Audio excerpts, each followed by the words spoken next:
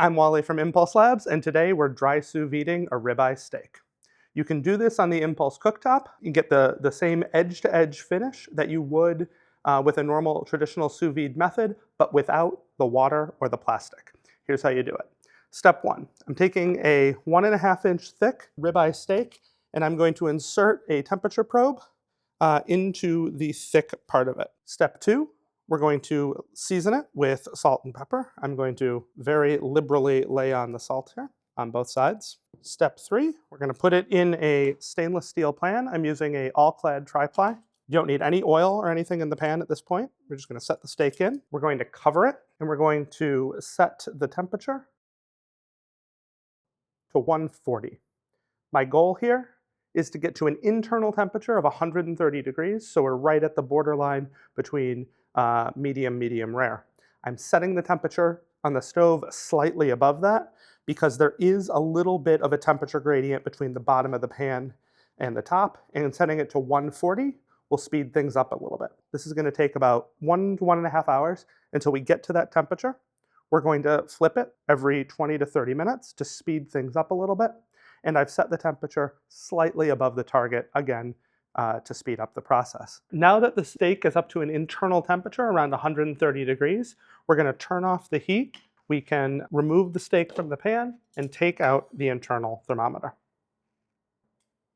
And now I'm going to wipe out the pan and add a little olive oil while we get ready to sear. I'm going to bring the pan up to about 400 degrees. Once the pan is preheated and your steak has rested a little bit, you can throw it in here, and we're going to sear the steak for about 45 seconds on each side at 400. I'm doing this to minimize the amount of smoke in the office right now, but if you want a hotter sear, by all means you can go up to 450 or so as well. Now, you'll see the temperature of the pan is dropping as the sensor is realizing that cold steak has been added to the pan. And behind the scenes, the Impulse cooktop is now surging more energy to the pan in order to get it back to that sear temperature as fast as possible. I'm now going to flip the steak over and sear it on the other side for about 45 seconds to a minute. Again, the temperature is dropping as you flip over to the cold side of the steak. But behind the scenes, the cooktop is once again surging energy to the burner to get back to that target sear temperature as fast as possible.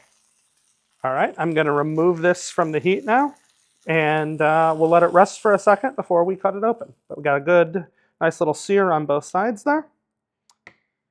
And we'll see how we did on the dry sous vide method when we cut this boy open.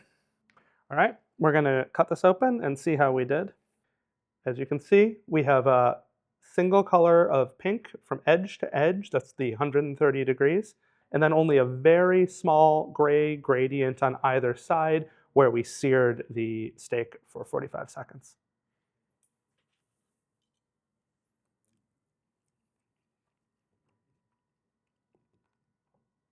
Perfect, as always.